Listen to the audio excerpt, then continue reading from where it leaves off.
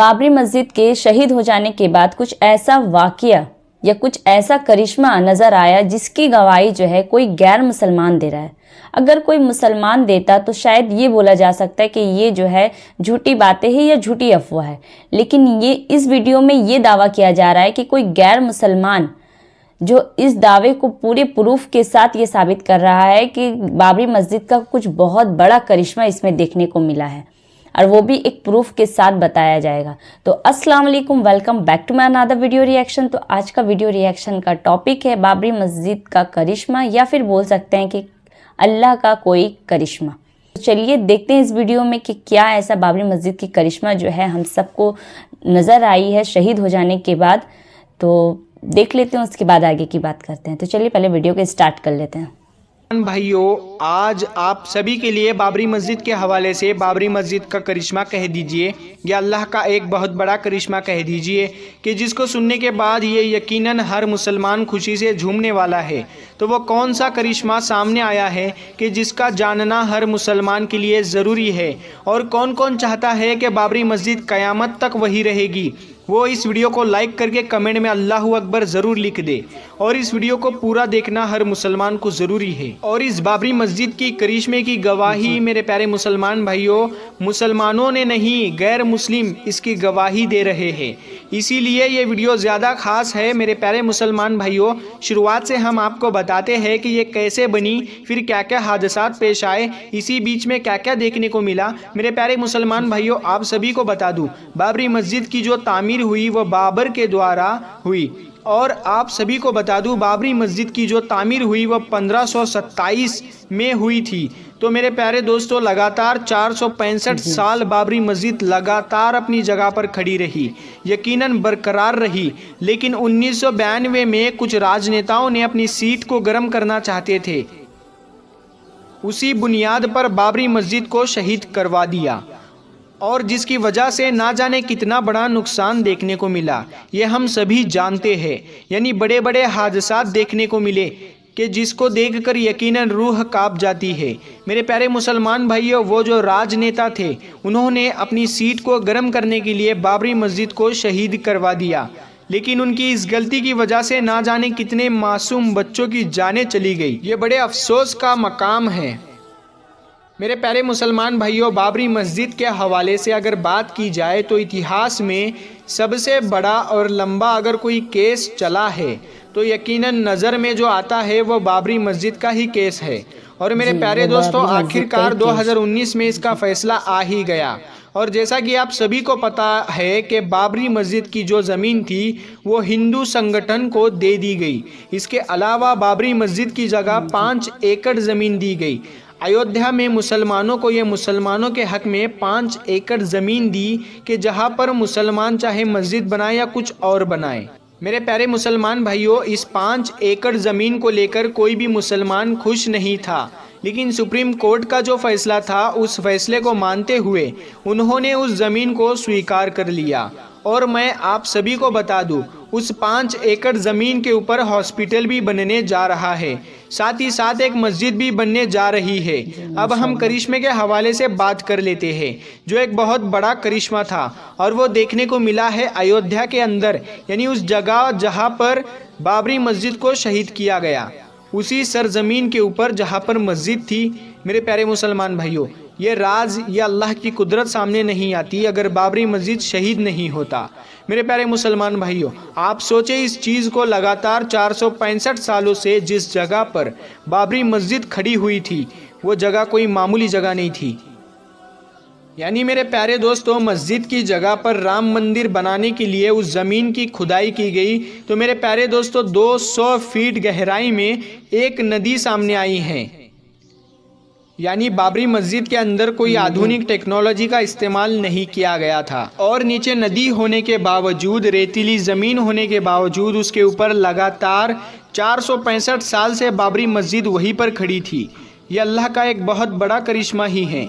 मेरे प्यारे मुसलमान भाइयों, जब राम मंदिर के तामीर के लिए उस सरजमीन की खुदाई की गई ताकि ज़्यादा ज़मीन के नीचे पीलार डाल सके कि जिसकी वजह से राम मंदिर की जो बुनियाद हो वो मजबूत हो सके और जिससे राम मंदिर सालों साल खड़ा रह सके।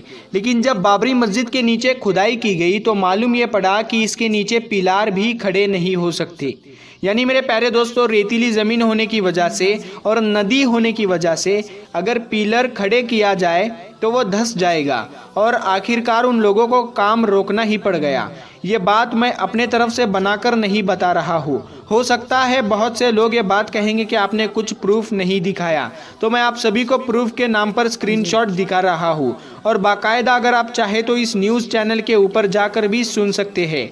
मेरे प्यारे मुसलमान भाइयों, इस खबर को NDTV न्यूज़ चैनल के ऊपर चलाया गया।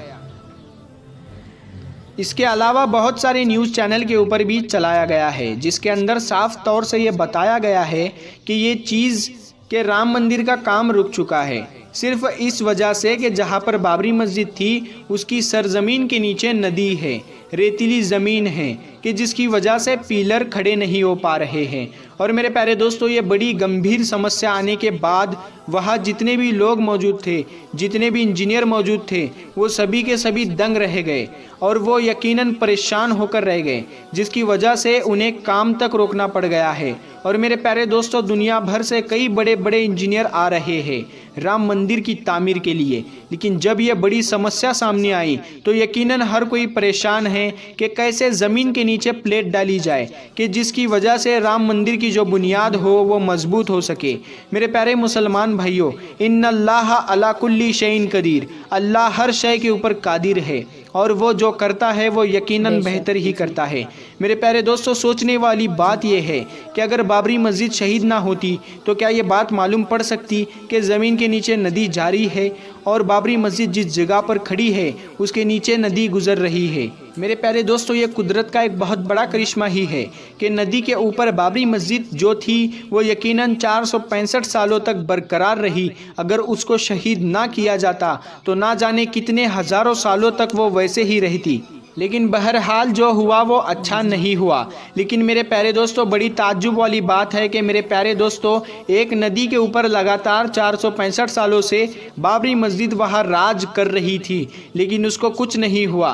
लेकिन जब उसकी जगह राम मंदिर बनाने की बात आई तो बड़ी परेशानियाँ सामने आ रही है। अल्लाह जाने इसका क्या मतलब है। बहरहाल जो खबर सामने आई थी, जो करिश्मा सामने आया था, जो बड़ी कुदरत सामने आई थी, वो मुझे लगा कि आपको बतानी चाहिए। और इस चीज़ की गवाही मुसलमान नहीं दे रहे हैं, इसकी गवाही गैर मुस्लिम दे रहे हैं और ये बात कह रहे हैं कि अगर 100 फीट से ऊपर भी पिलार लगाया जाए मजबूती के लिए, वो प्लेट जो है वो धंस सकती है। तो दोस्तों, ये कुदरत का करिश्मा नहीं तो और क्या है। यकीनन ये बाबरी मस्जिद का करिश्मा नहीं है तो फिर क्या है, इसको हम क्या समझे। मेरे प्यारे मुसलमान भाइयों, बाबरी मस्जिद के हवाले से जो करिश्मा था वो मैंने आपको बता दिया, लेकिन मैं आप लोगों से एक बात ज़रूर और कहना चाहूँगा कि जिसका जानना हर मुसलमान के लिए ज़रूरी है और जिसके ऊपर अमल करना हर मुसलमान के लिए बहुत ही ज़्यादा ज़रूरी है। मेरे प्यारे मुसलमान भाइयों, हम बाबरी मस्जिद करते रहते हैं, लेकिन हमारे जो मोहल्ले के अंदर जो मस्जिद है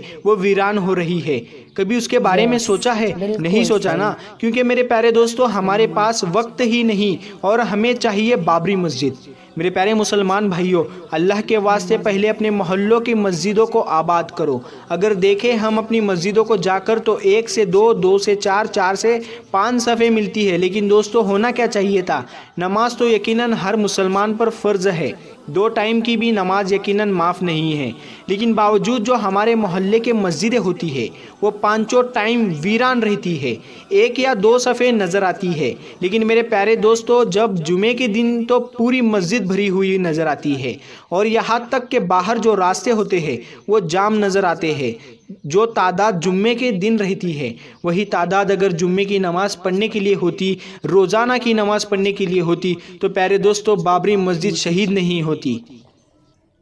क्योंकि मेरे प्यारे दोस्तों, बाबरी मस्जिद में जो आखिरी नमाज़ पढ़ी गई वो 1949 में पढ़ी गई और तब से लेकर 1992 तक कोई नमाज नहीं पढ़ी गई। मेरे प्यारे मुसलमान भाइयों, अल्लाह का हम पर अज़ाब ही है कि हमने अपनी मस्जिदों को वीरान कर दिया।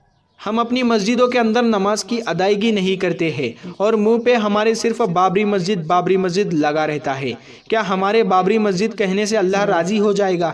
हरगिज़ नहीं, क्योंकि मेरे प्यारे दोस्तों, अल्लाह तभी राज़ी होगा जब हम अल्लाह को राज़ी करेंगे, और अल्लाह को राज़ी करने के लिए हमें 5 वक्त की नमाज को अदा करना ज़रूरी है। बेशक अल्लाह जो है हर चीज़ों को देखता है, उसके बाद जो है अपना फैसला सुनाता है। जिस तरीके से जितने सालों तक जो बाबरी मस्जिद जो वीरान पड़ी हुई थी, उसका ही अजाब हम पर जो है नाजिल हुआ, जिसकी वजह से जो है बाबरी मस्जिद जो है शहीद हो गई। और बाबरी मस्जिद के नारे लगाने से, बाबरी मस्जिद के शहीद हो जाने की ये अफसोस करने में अल्लाह पाक जो खुश नहीं होंगे।